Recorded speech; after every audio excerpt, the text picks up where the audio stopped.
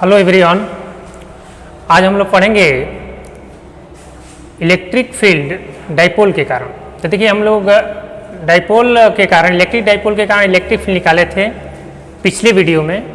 Dipole axis के किसी point पर और इक्वेटोरियल लाइन के किसी पॉइंट पर। आज हम जो इलेक्ट्रिक फील्ड निकालेंगे डाइपोल इलेक्ट्रिक डाइपोल के कारण, वो हम किसी भी पॉइंट के लिए निकालेंगे, ठीक ना। यानी समझिए कि हम कह सकते हैं कि आज का जो डेरिवेशन होगा इलेक्ट्रिक फील्ड का इलेक्ट्रिक डाइपोल के कारण एक तरह का जनरल डेरिवेशन होगा, जनरल फार्मूला होगा। तो देखिए बहुत इजी है, इसको हम लोग कैसे। तो सबसे पहले हम यहाँ पर टॉपिक लिखते हैं, यानी आज हम लोग का जो टॉपिक होगा ये होगा कि electric field due to an electric dipole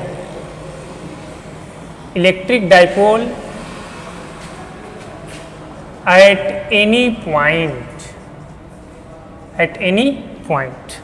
तो देखिए सबसे पहले यहाँ पर हम एक इलेक्ट्रिक डाइपोल लेते हैं। तो देखिए आप इलेक्ट्रिक डाइपोल में क्या होता है, एक निगेटिव चार्ज होता है, दूसरा उतना ही अमाउंट पर पॉजिटिव चार्ज होता है।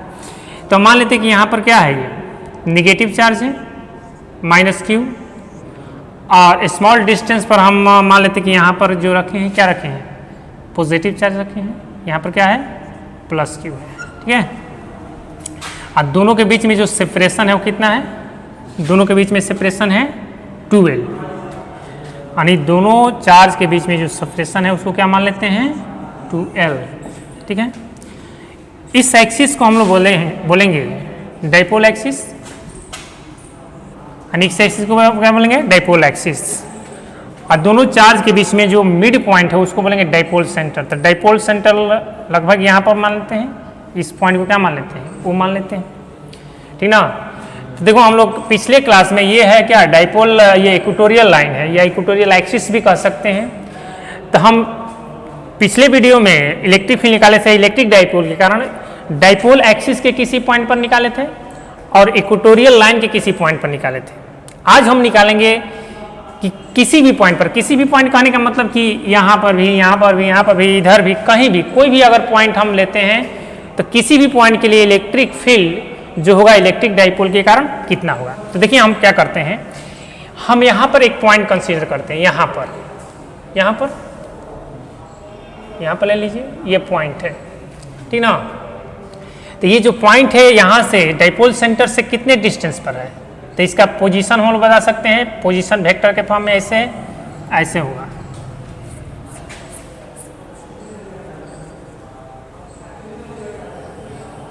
ऐसे इसको मान लेंगे पॉइंट P, ठीक ना। ये जो पॉइंट P है इसका पोजीशन वेक्टर R है, यानी यहाँ से जो डिस्टेंस है, यहाँ से यहाँ तक जो डिस्टेंस है कितना है, R है। और ये जो पॉइंट P है वो थीटा एंगल पर क्या है, सिचुएटेड है। थीटा एंगल यहाँ पर लेंगे, ये थीटा। डाइपोल मोमेंट यहाँ पर है P। डाइपोल मोमेंट का डायरेक्शन हम लोग को पता है किधर होता है, निगेटिव टू पॉजिटिव चार्ज। तो जो पॉइंट P है वो डाइपोल मोमेंट से कितने एंगल पर सिचुएटेड है, थीटा एंगल पर, ठीक है। इसी पॉइंट पर हमको निकालना है क्या, इलेक्ट्रिक फील्ड। अब इस पॉइंट पर इलेक्ट्रिक फील्ड आएगा, जो भी फॉर्मूला आएगा उसमें हम लोग इस डाइपोल एक्सिस के लिए या इक्वेटोरियल लाइन के किसी पॉइंट के लिए इलेक्ट्रिक फील्ड क्या कर सकते हैं, फाइंड कर सकते हैं। तो पहले वहाँ पर P पॉइंट पर हम निकालते हैं कि इलेक्ट्रिक फील्ड क्या होगा। तो सबसे पहले यहाँ पर लिखेंगे, कुछ लैंग्वेज यूज करेंगे, तो क्या लिखेंगे, consider an electric dipole having charge +q and -q and they are separated by a small distance 2L. We have to find electric field due to this dipole at a given point P। आप P के bracket में कर दीजिएगा r theta, ठीक ना। यहाँ पर r theta coordinate लिखने का मतलब ये हुआ कि यहाँ से जो पोजीशन वेक्टर है r है, और जो P पॉइंट है वो डाइपोल मोमेंट से कितना एंगल बना रहा है, यानी ये जो पोजीशन वेक्टर है डाइपोल मोमेंट से कितना एंगल बना रहा है, थीटा एंगल बना रहा है, ठीक है। अब देखो यहाँ पर, अब देखिए इसको हम लोग निकालेंगे कैसे। तो देखिए यहाँ पर डाइपोल मोमेंट का यहाँ पर जो डायरेक्शन है निगेटिव टू पॉजिटिव चार्ज है।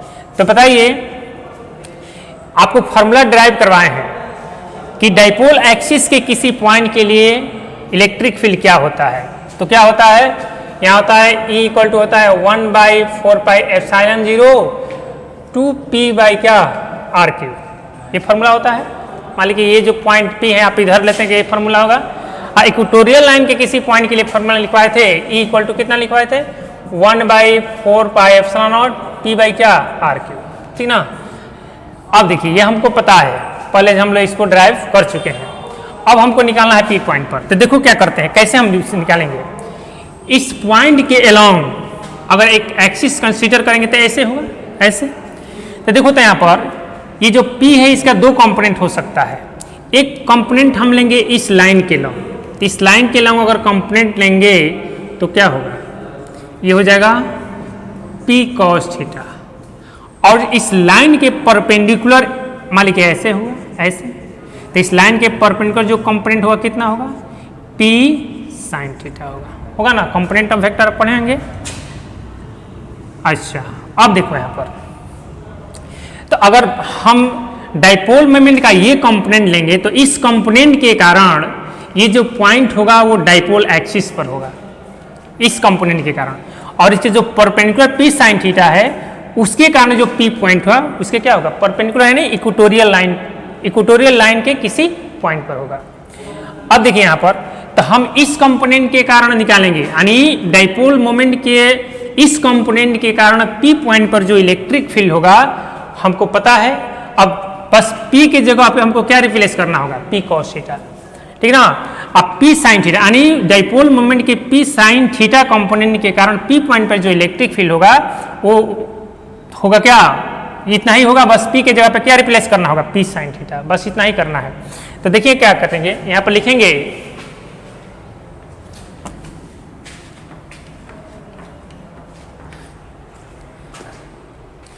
Electric field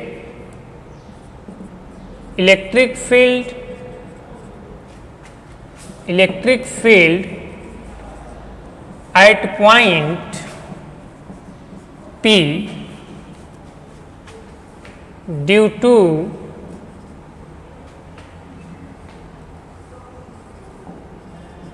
component of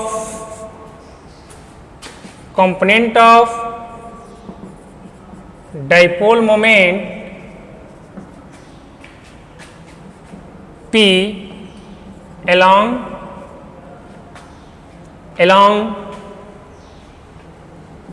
position vector के along, दैट इज यहाँ पर ब्रैकेट में लिख सकते हैं, that is P cos theta, यानी उधर जो कंपोनेंट हो क्या होगा P cos theta.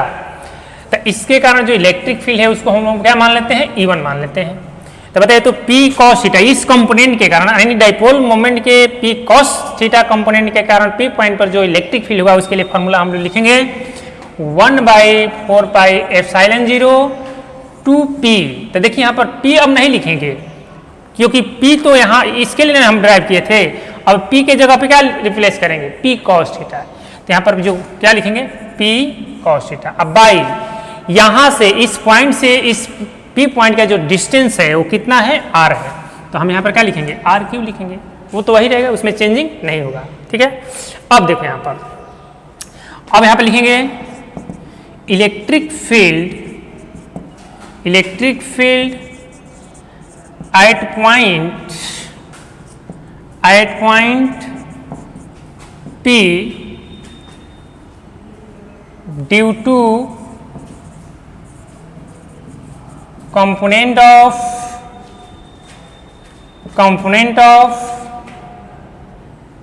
dipole moment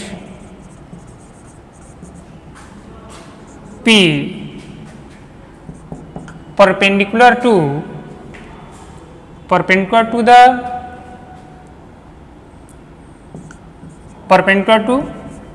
R, position vector R, that is P sin theta. तो P sin थीटा के लिए ये जो पॉइंट है क्या है, इक्वेटोरियल पॉइंट है ना। तो इक्वेटोरियल पॉइंट के लिए हमको पता है फॉर्मूला क्या होता है, E2 इक्वल टू क्या होगा 1/4πε0 P की जगह पे क्या रिप्लेस करना होगा, P sin थीटा। अब बाई और यहाँ से जो डिस्टेंस है कितना है r है, तो क्या होता है r क्यू होगा, ठीक ना। चलिए यहाँ पर p का वैल्यू यहाँ पर लिख देते हैं, p का जो वैल्यू होगा यानी हम लोग डाइपोल मोमेंट को लिखते हैं q इंटू 2l, होता है ना इतना, ठीक है। अब देखिए यहाँ पर अब आपसे पूछा जाए कि इस कंपोनेंट के कारण यहाँ पर जो इलेक्ट्रिक फील्ड होगा ये इस कंपोनेंट के कारण ये जो पॉइंट होगा वो तो पहले होगा डाइपोल एक्सिस होगा, तो डाइपोल एक्सिस के किसी पॉइंट पर हमको पता है कि इलेक्ट्रिक फील्ड का जो डायरेक्शन होता है क्या होता है, इसी के अलोंग होता है, एक्सिस के अलोंग ही होता है। तो इसको हम लोग क्या माने हैं, इसको माने हैं, इसको मिटा देते हैं, इसको मानेंगे E1 मानेंगे, ठीक है। ये P है, r थीटा लिख देते हैं, ये थीटा है। अच्छा इस कंपोनेंट के कारण, तो इस कंपोनेंट का मतलब कि इसका जो कंपोनेंट है वो तो इधर एरो है यानी इसका डायरेक्शन इधर है, तो हमको पता है कि इस कंपोनेंट के कारण ये जो पॉइंट होगा वो इक्वेटोरियल पॉइंट होगा, ठीक ना। तो इक्वेटोरियल लाइन के किसी पॉइंट पर जो इलेक्ट्रिक फील्ड होता है P साइन थीटा यानी जो ये डायरेक्शन शो कर रहा है उसके ठीक अपोजिट होता है। ये सब पिछले क्लास में डिस्कशन हो चुका है। इसको मान लेते क्या है E2। अब देखो E1 और E2 के बीच में एंगल कितना है 90 डिग्री। E1 E2 के बीच में एंगल कितना 90 डिग्री। तो बताइए E1 का वैल्यू मालूम हो गया, E2 का वैल्यू मालूम हो गया और दोनों के बीच में एंगल मालूम है, तो बताओ तो हम लोग net electric field P point पर इस डाइपोल के कारण नहीं निकाल सकते हैं। तो हम लिखेंगे यहाँ पर now net electric field at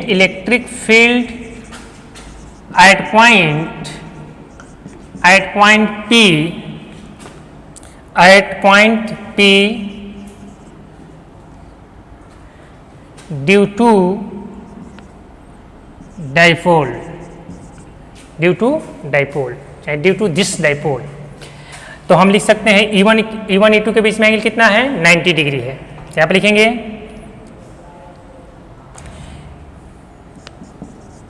hair E1 perpendicular to क्या E2, E1 E2 के परपेंडिकुलर है, दोनों एक दूसरे के परपेंडिकुलर है। तो जो E नेट होगा वो E नेट को E मानते हैं। तो क्या होता है जी, दो वेक्टर को 90 डिग्री पर ऐड करते हैं तो होता है E1 स्क्वायर प्लस क्या E2 स्क्वायर। ऐसे फॉर्मूला होता है क्या लिखेंगे E1 square plus E2 square plus 2 E1 E2 cos theta. तो थीटा का जगह पे 90, कॉस 90 का वैल्यू 0, तो ये टर्म क्या हो जाएगा 0 हो जाएगा, केवल ये बचेगा। अब देखिए अब यहाँ पर लिख सकते हैं अब E1 E2 का वैल्यू हम लोग रखते हैं कितना आ रहा है, तो E का वैल्यू हो जाएगा देखो यहाँ पर अंडर रूट में E1 का वैल्यू कितना है 1/4 पाई एप्सिलॉन 0 और 2p cos थीटा। अब आई क्या आर क्यू का क्या हो जाएगा whole square plus 1/4 pi epsilon 0 p यहाँ पर साइन थीटा है ना आर क्यू का क्या हो जाएगा होल स्क्वायर। ठीक है, इस दोनों में जो कॉमन है उसको कॉमन करते हैं। तो यहाँ पर हम लिख सकते हैं, देखिए अब आप लोग इधर वाला लिख सकते हैं, अब इधर मिटाएंगे ठीक ना, तो इसको पॉज करके लिख लीजिएगा। तब यहाँ पर टॉपिक भी मिटा देते हैं।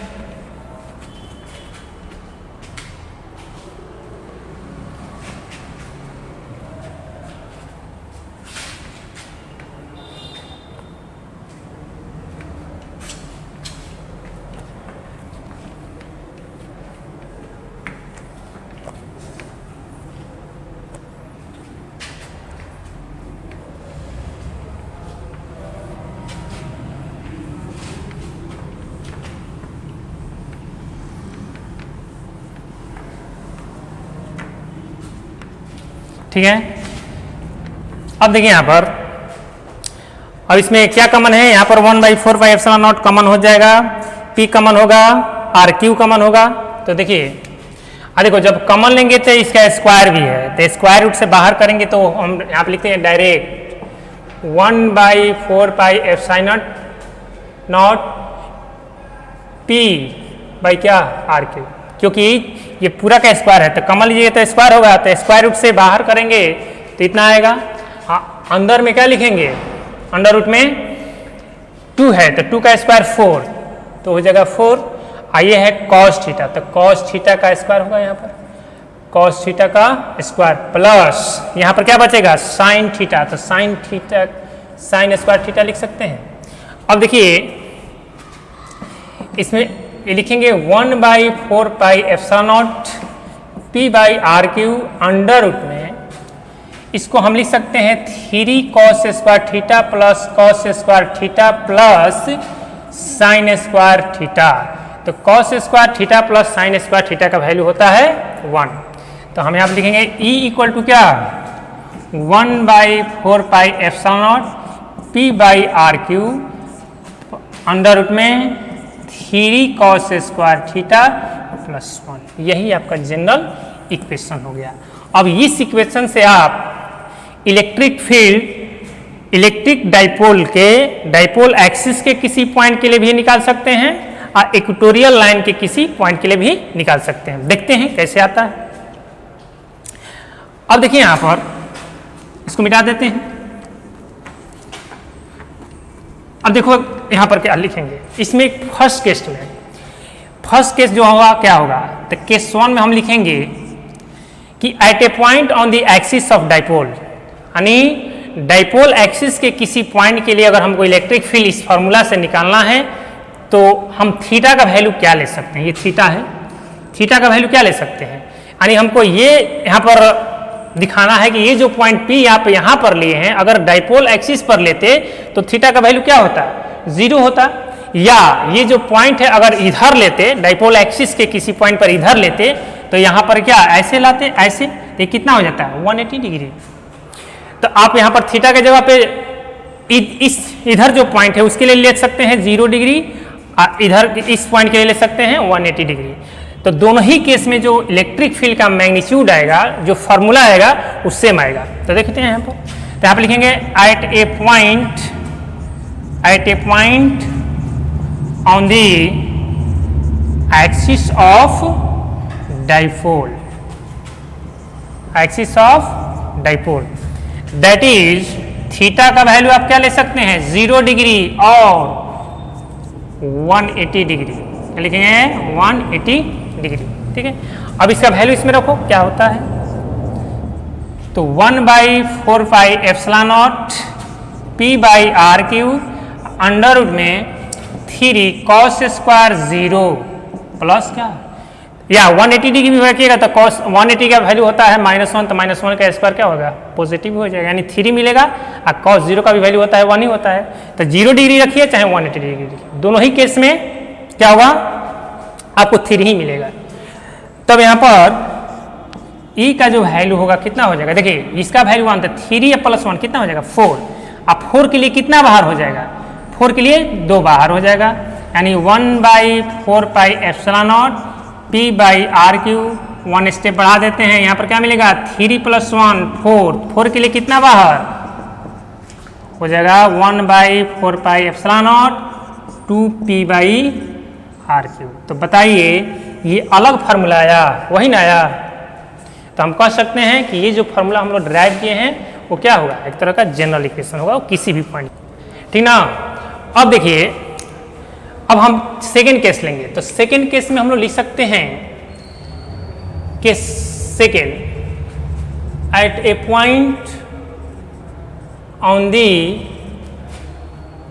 Eight a point on equatorial line, equatorial यहाँ पर ऑन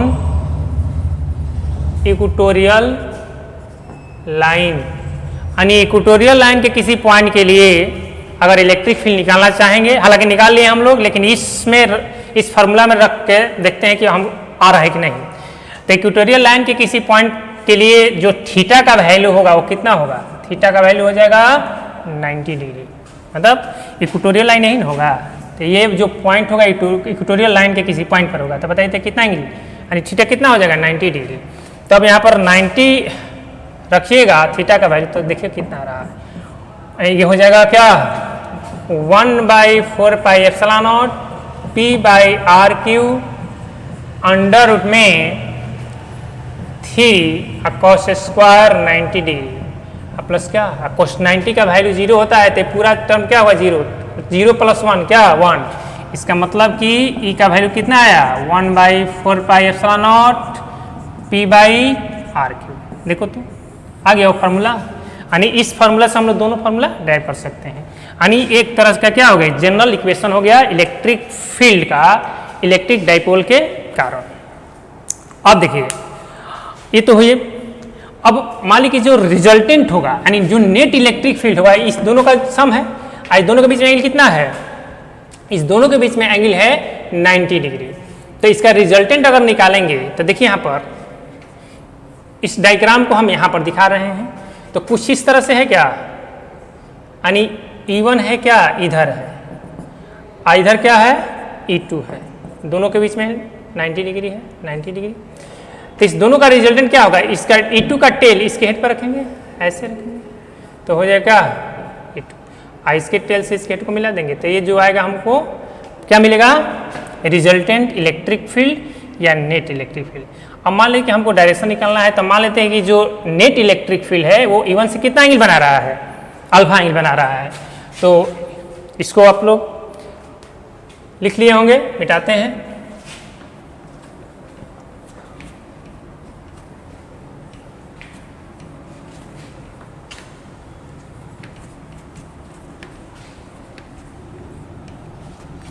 तो देखिए यहां पर लिखेंगे फॉर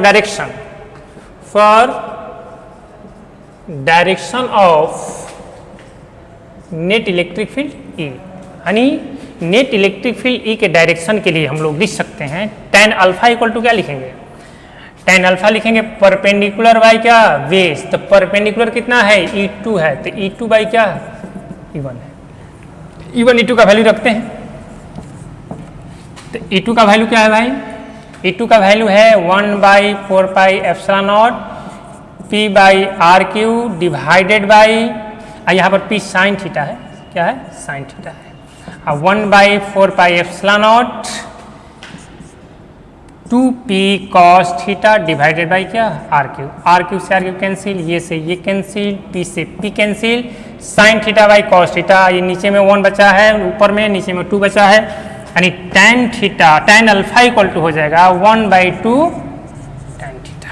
ठीक ना, ये जो हम लोग यूज करेंगे किसके लिए, जो नेट इलेक्ट्रिक फील्ड है उसके डायरेक्शन को देखने के लिए कि वो कितना एंगल बना रहा है किसके साथ E1 के साथ। ठीक है, अब देखिए यहां पर तो ये हम लोग का डेरिवेशन है, ठीक ना।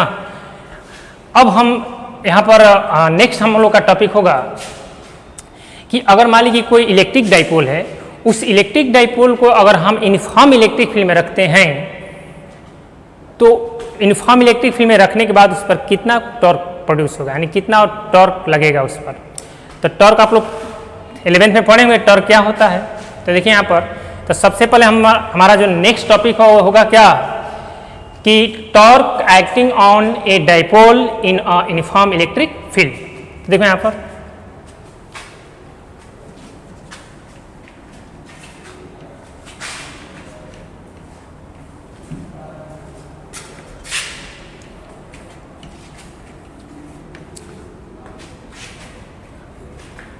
सबको लिखते जाना है, ठीक ना।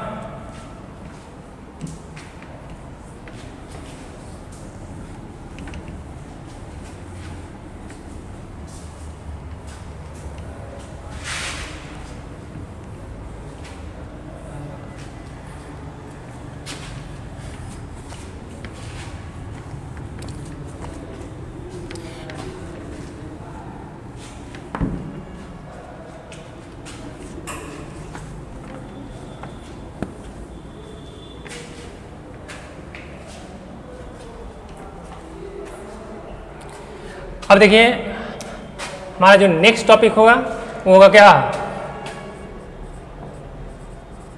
Torque acting on a dipole, torque acting on a dipole in a uniform electric field, uniform electric field, ये हमारा टॉपिक होगा। यानी कहने का मतलब ये हुआ कि अगर किसी इलेक्ट्रिक डाइपोल को यूनिफॉर्म इलेक्ट्रिक फील्ड में रखेंगे तो उस पर कितना टॉर्क प्रोड्यूस होगा। तो देखो पहले हम एक एग्जांपल लेते हैं इलेक्ट्रिक डाइपोल का। पहले लेते हैं electric field, uniform electric field. तो यूनिफॉर्म इलेक्ट्रिक फील्ड दिखाने के लिए हम लिख सकते हैं पैरेलल लाइन इक्वल डिस्टेंस पर होगा, ऐसे दिखा दिए क्या uniform electric field, uniform electric field. इसका जो डायरेक्शन है किधर है, इसका डायरेक्शन इधर है, ऐसे, ठीक है। यानी यूनिफॉर्म इलेक्ट्रिक फील्ड ई का डायरेक्शन किधर है, इधर है।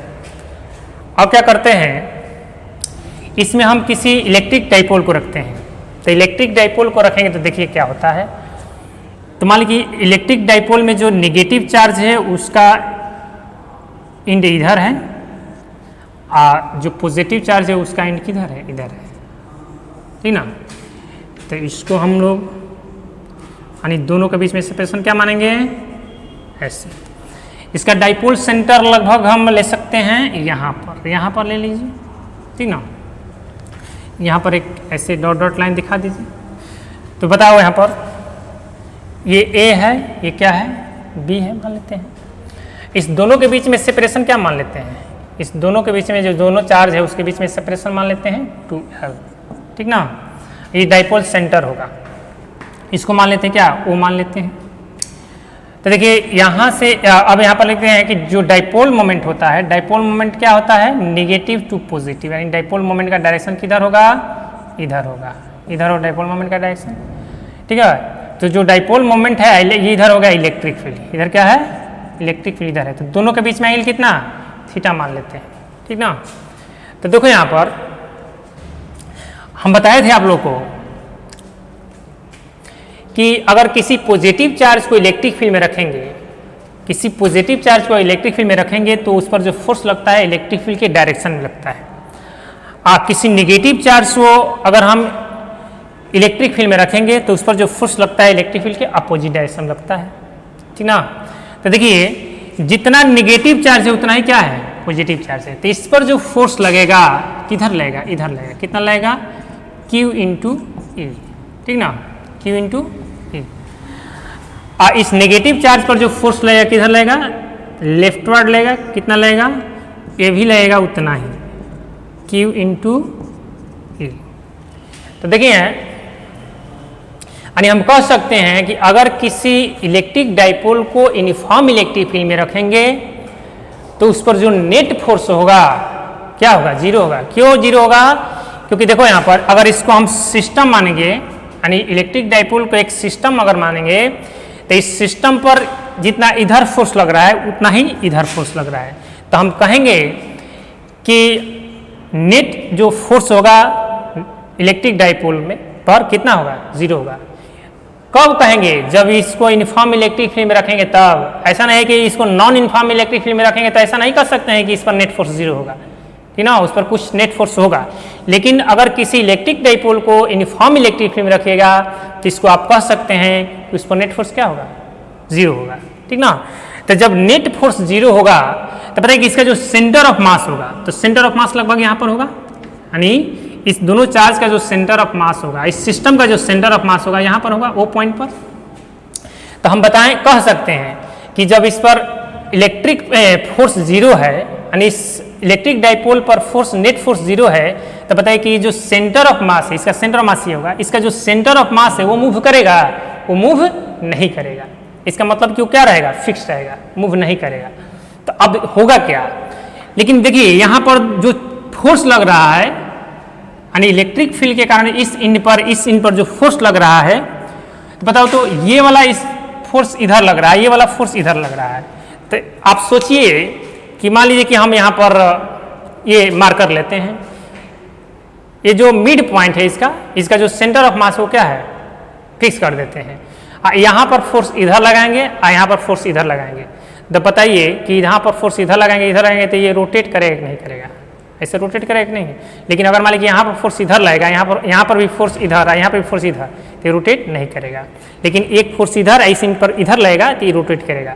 आई जब रोटेट कर रहा है, इसका मतलब कि इस पर टॉर्क प्रोड्यूस हो रहा है। ये जो टॉर्क है कौन प्रोड्यूस कर रहा है, ये दोनों फोर्स मिलकर। दोनों फोर्स इसलिए कि ये जो दोनों फोर्स लग रहा है, जो दोनों इन पर लग रहा है, जो चार्ज है वो चार्ज इन पर लग रहा है, इसलिए टॉर्क प्रोड्यूस कर रहा है, ठीक ना।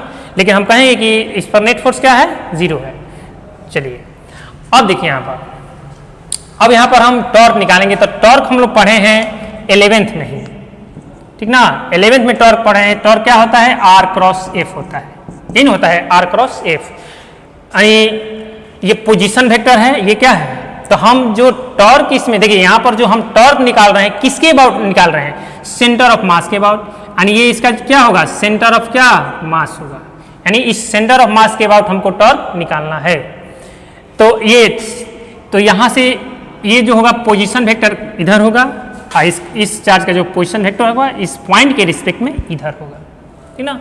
तो ये R क्या होता है, पोजीशन वेक्टर होता है, और ये क्या होता है, F। तो इसका जो फॉर्मूला होता है R F sine theta. Cross product पढ़ेंगे आप वेक्टर में, तो R हो जाएगा तो F into R sine theta लिख सकते हैं। तो हम लोग टॉर्क को ऐसे भी लिख सकते हैं कि फोर्स इंटू परपेंडिकुलर डिस्टेंस को क्या कहेंगे, टॉर्क कहेंगे।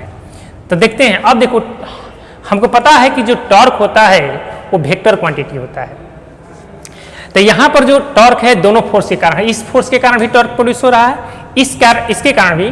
तो दोनों फोर्स के कारण जो टॉर्क है उसका डायरेक्शन सेम है कि अलग अलग है। अगर दोनों के कारण अगर डायरेक्शन सेम होगा तो सिंपली दोनों के कारण टॉर्क निकालेंगे, उसको क्या करेंगे, सिंपली ऐड कर देंगे। लेकिन डायरेक्शन एक दूसरे के अपोजिट होगा तो नेट टॉर्क क्या होगा, 0 होगा। तो देखते हैं कि क्या होता है। तो देखो यहाँ पर सबसे पहले इसके बारे में हम कुछ यहाँ पर लैंग्वेज लिखते हैं। तो यहाँ पर क्या लिखेंगे, हम बोल देते हैं, आप लोग लिख लीजिएगा। इसमें लिखेंगे हम कि consider an electric dipole having charges plus q and minus q and they are separated by a small distance to L। It is placed in a uniform electric field E, ठीक ना। और इसके बाद ये भी इसमें ऐड कर सकते हैं। Suppose dipole moment P makes an angle theta with uniform electric field E। अब देखते हैं आप, अब हम लोग टॉर्क निकालेंगे कैसे। तो यहाँ पर net torque centre of mass के अबाउट हमको निकालना है। तो पहले देखते हैं कि दोनों फोर्स के कारण जो टॉर्क प्रोड्यूस हो रहा है उसका डायरेक्शन सेम है कि अलग अलग है। अगर सेम है तो दोनों ऐड होगा, अगर एक दूसरे के अपोजिट है तो क्या हो जाएगा, 0 हो जाएगा। तो देख लेते हैं। तो देखिए इसके अबाउट हमको टॉर्क निकालना है, पॉइंट O के अबाउट। तो यहाँ से पोजीशन वेक्टर किधर, इधर हो जाएगा, पोजीशन वेक्टर इधर। R क्रॉस F का जो डायरेक्शन हम डिफाइन करते हैं according to right hand screw rule. तो according to right hand screw rule होता क्या है, तो देखिए R से F चलेंगे। तो R इधर है, पोजीशन वेक्टर इधर है, F इधर है, तो स्क्रू को R से F क्या करेंगे, रोटेट करेंगे। तो जब R से F रोटेट करेंगे, स्मॉलर एंगल लेंगे, हमारे क्या ऐसे भी तो कर सकते हैं, R से F ऐसे भी कर सकते हैं। तो हम लेंगे क्या, स्मॉलर एंगल। तो यहाँ पर क्या लेंगे, R से F। तो R से F जब ये बताइए, तो ये अगर स्क्रू क्लॉकवाइज रोटेट कर रहेगा तो किधर जाएगा, अंदर, इनवर्ड। इसका मतलब इसका डायरेक्शन किधर हो जाएगा, इनवर्ड होगा, ठीक ना। अच्छा, यानी इसका डायरेक्शन इस फोर्स के कारण जो टॉर्क प्रोड्यूस हो रहा है उसके कारण जो डायरेक्शन है किधर है, परपेंडिकुलरली इनवर्ड है। अब इसके कारण देखिए, तो यहाँ पर देखेंगे तो पोजीशन वेक्टर इधर होगा, ठीक है। तो पोजीशन वेक्टर इधर होगा, तो R क्रॉस जब F लेंगे,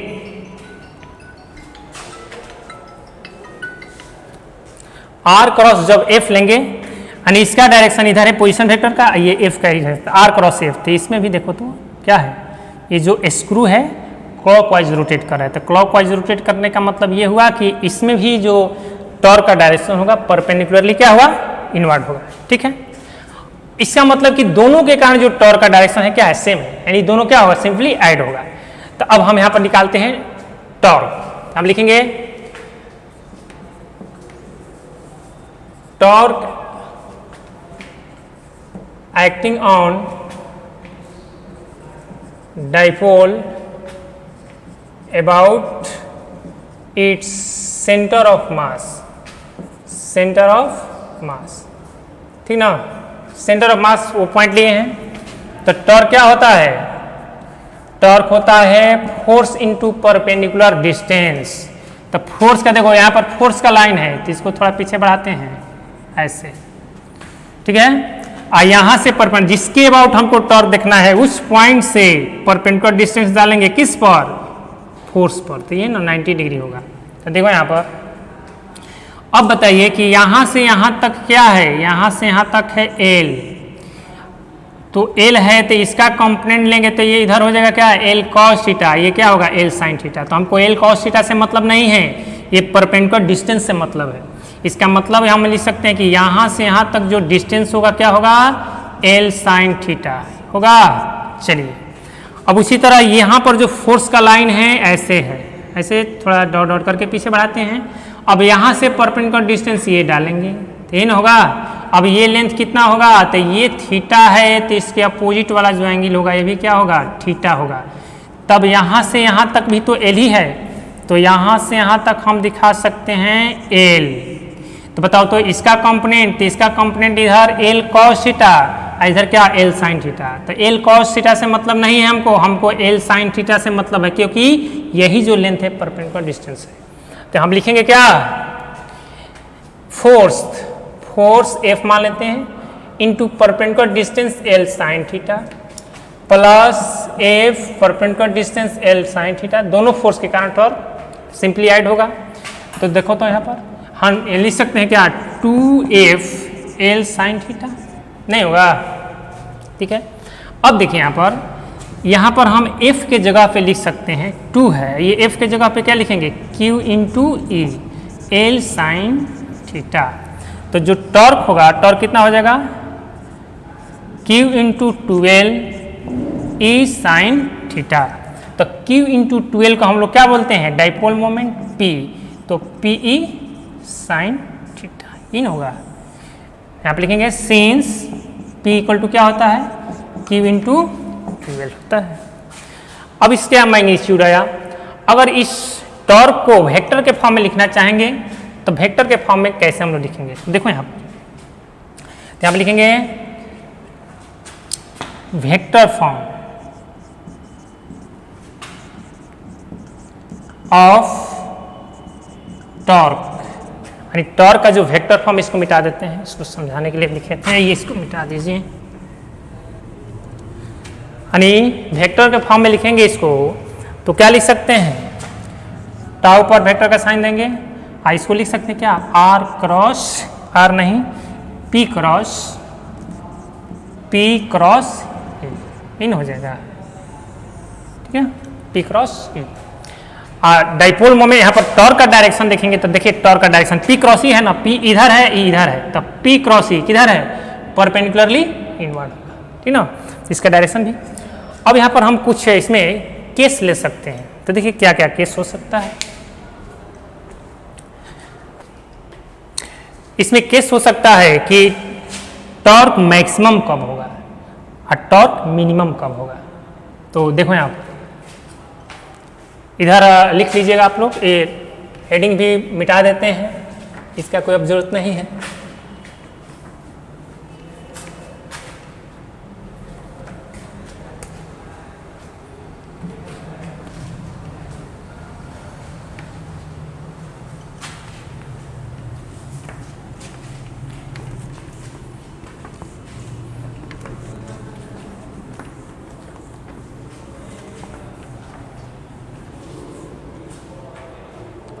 अब यहाँ पर देखो, तो देखिए यहाँ पर हम इसका मैग्नीट्यूड निकालेंगे, यानी आपको लिखना है, इसके बाद लिखना है,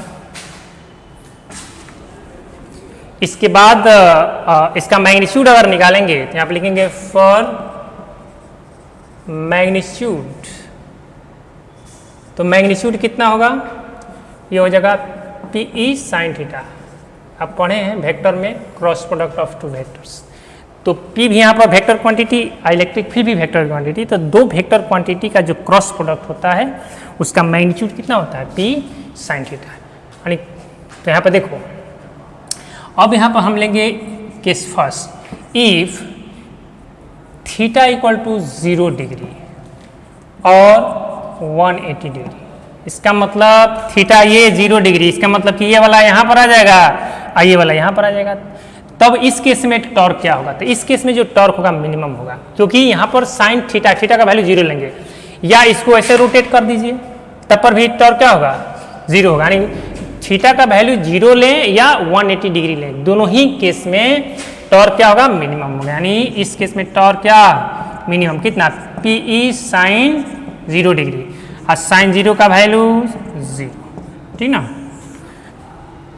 अब देखो यहाँ पर केस सेकेंड में, if theta equal to 90 degree, theta 90 degree का मतलब कि ऐसे ऐसे अगर रखेंगे, इलेक्ट्रिक फील्ड के परपेंडिकुलर रखेंगे तो थीटा 90 होगा। तो इस केस में जो टॉर्क होगा क्या होगा? मैक्सिमम होगा। तो यहाँ पे लिखेंगे टॉर्क मैक्सिमम कितना? PE साइन 90, या साइन 90 का वैल्यू क्या होता है? 1 होता है। तो कितना हो जाएगा? PE हो जाएगा, ठीक है, ये हो जाएगा, ठीक ना। ठीक है, इस पर एक क्वेश्चन करवा देते हैं, एक क्वेश्चन करवा देते हैं। देखिए ये हम लोग का क्वेश्चन है, ये एक NCERT का क्वेश्चन है, 10 नंबर क्वेश्चन है, एक्सरसाइज का है। देखिए इस क्वेश्चन में क्या कर रहा है?